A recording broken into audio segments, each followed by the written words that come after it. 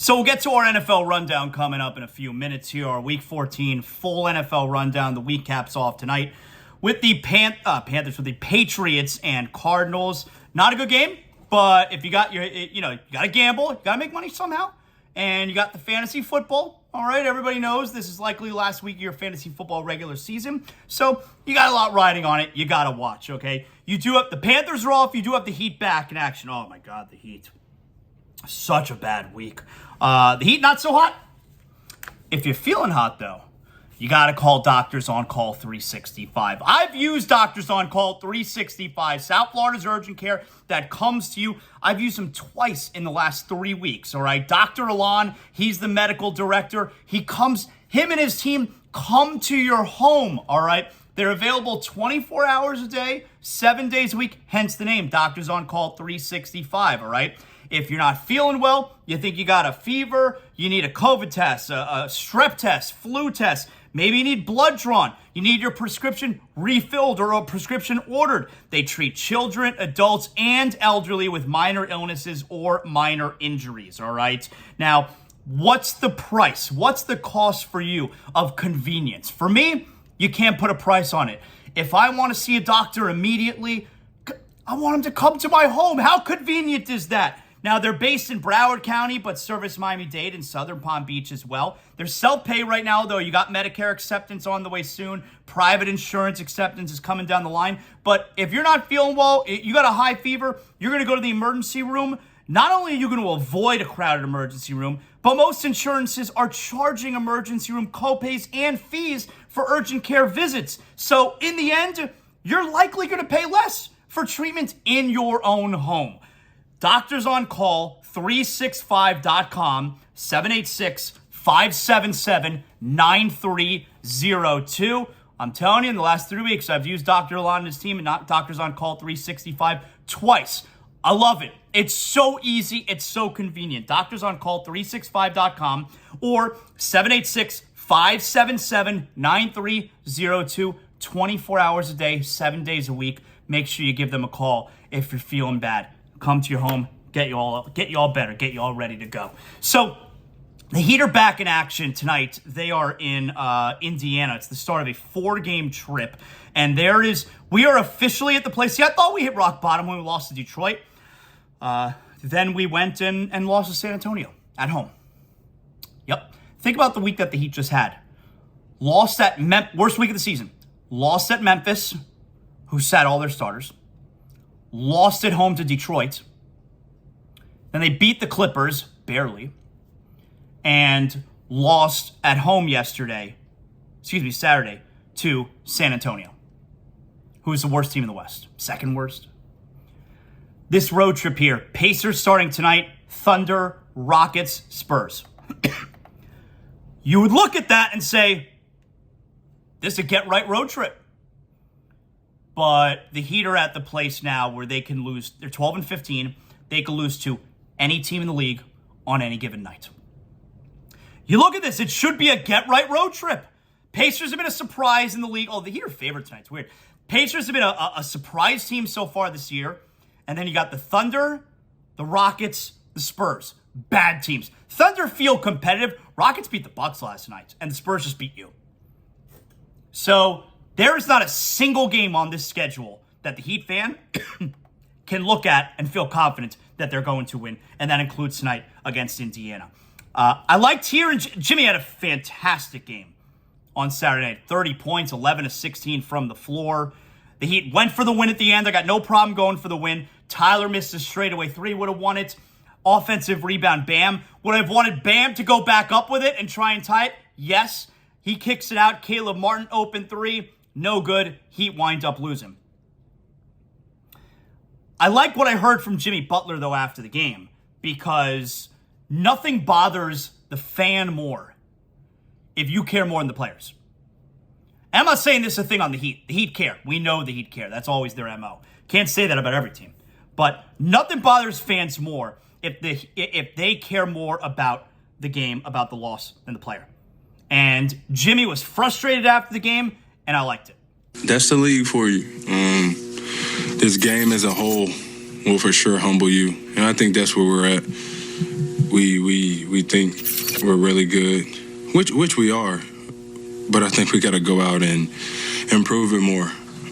Be together every single possession on both sides of the floor, and start figuring this thing out and get some dubs, man. I'm tired of answering the same questions being up here, honestly.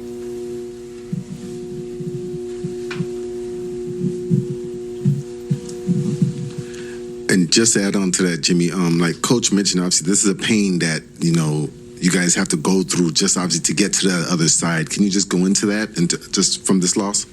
I mean, we don't have to go through it. I mean, if we win, I beg to differ.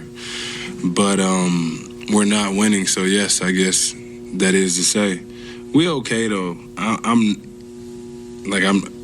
I shouldn't say I'm not worried. I don't think that's the right terminology for it, but I mean, like he just said, like we show flashes of what we can be and who we are. It's just, damn, whenever we get away from that, it looks bad. And at the end of the day, we got to be honest with ourselves. And everybody has to be better, one through however many people we got on this roster, and figure out a way to win these games, whether it be home, away, no matter what the opposing team's record is, no matter who we're playing. We got to be us at the end of the day. So there you go, man. You got a really frustrated Jimmy Butler. Good. Now they're going on the road for, again, what I told you. You would think would be a get-right road trip. I think the road trip comes at a good time because you get away from home. You got the whole bonding together thing, and the team is feeling really lousy about themselves right now. And they are winnable games. So, look, once you get... They're 3 games under 500 right now. And as you can see, they've climbed back to 500 once. They were 7-7. Then they were 7-11. They got to 10-11. Then they lost the game. I think that was the game to Memphis that they lost. I don't remember. But you could see they haven't been able to get over 500 yet this year. Once you get 3 games under, you're 4 games under, it becomes a climb. And now they're 3 games under at 12-15. And this really presents an opportunity to get over the 500 mark. I'm being honest when I say this. And I know you look at the poll question right now, which team are you most confident in recovering from this weekend? And the Dolphins are winning it so far. But if the Heat are going to get back to the 500 mark, they need to go 4-0 in this stretch here. That's right. Otherwise, they're going to be chasing 500 all year long. Pacers tonight, Thunder, Rockets, Spurs. 4-0. I'm not predicting that's what's going to happen. It's probably not. But if the Heat are going to get to the 500 mark, or God forbid, over the 500 mark, 4-0 on this road trip is what we're talking about. You think I need to lose to the Spurs again? You think I need to lose to teams like the Thunder and the Rockets, the stupid Pacers tonight? You think I need that in my life? This road trip, 4-0. 4-0. Or the fun is never going to start. 4-0 is what we're calling for on this road. That's right. That's what we're calling for.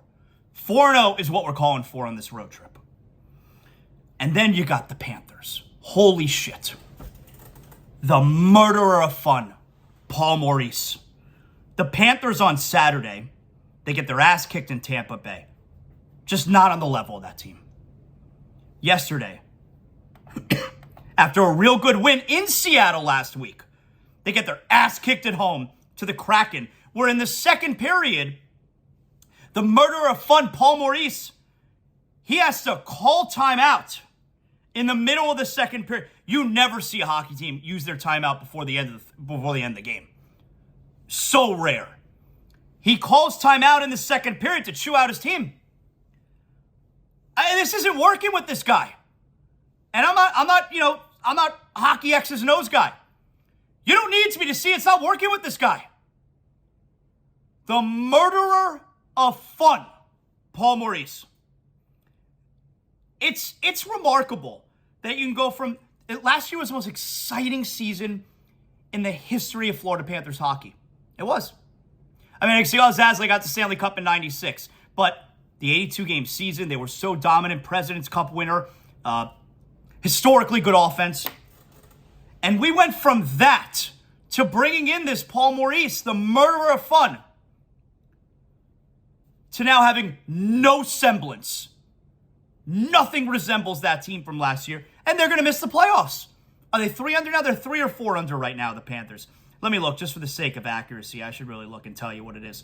But they're either 3 or 4 games under 500 at this point. They are 3 games under, 13, 12, and 4. 11th in the Eastern Conference. 11th in the Eastern Conference. This Paul Maurice should go to prison. This is a crime, what has happened to this Florida Panther team. And hey, the truth is, I got to give a shout out to my guy Frank Fort. He chimed in, yesterday on Twitter, and he made a good point. Outside of Tkachuk, who's been awesome. And Tkachuk didn't do anything yesterday. Outside of Tkachuk, though, who's been awesome, pretty much everyone has underperformed on this team. If anyone sees Sasha Barkov this season, let me know. Bobrovsky has stunk. He wasn't terrible yesterday, even though they gave up 5 goals. Although 1 or 2 of them was empty net. I didn't see the finish because I was like, F this game. But Bobrovsky's been bad this year. Barkov is nowhere to be found. Where's Sam Bennett? Where's Aaron Ekblad? I mean, guys who... Verhaeghe's been great, of course. And Reinhart was super slow. Then he got really hot. And now is nowhere to be found again. No Anthony Duclair. I don't know where the hell he is. Still not even close to returning yet from the knee injury, I guess. This team is under... there are several players like the ones I mentioned that are underperforming in such a major way. But it's very difficult not to look right behind that bench at the murderer of fun and say, what the hell have you done to my favorite hockey team? And here's the thing. I agreed at the press conference when he said there's a certain type of hockey, a certain way that we need to play in order to be successful in the playoffs. And it's not the way that this team played last year, that run and gun finesse type of style. And we saw it when they got bounced in the postseason. They got swept and got embarrassed by our daddies, the Lightning. They're our daddies. And I agreed with that. There's a way that they need to play to win those games. But this ain't it, because they're not going to make the playoffs. And I guess what I'm saying, it's so frustrating because it's not like the Heat. It's not like where teams won 3 championships and now to get to the next level, they're changing their style and it's not working. This Panther team is never good. They've been a wretched franchise for their 30 years. And finally, the last couple of years, they had really good seasons. Especially last year, just a phenomenal season. Won a playoff series for the first time in 26 years. Let me in on a secret. I almost cried the night that they beat the Capitals in that Game 6 in overtime. The reason I didn't cry was because I was watching it in a hotel with COVID. All right? But otherwise, I almost cried. I was so emotional. I was so happy. Like, I wanted to thank everybody in the Panthers organization for turning things around and for making me feel... Now, I had COVID, so I felt really shitty, but for making me feel the way that I feel right now. I wanted to get on my hands and knees and thank you so much. This is so much fun. I've been waiting so long for this, to have this again. I've been waiting 26 years. That's most of my life. I've been waiting for this again. And it's such a killer for this fan base, for fans like me, that it's over now. Because they've changed the way they play, I guess. They've changed the style. And this murderer of fun has taken it from us, Paul Maurice.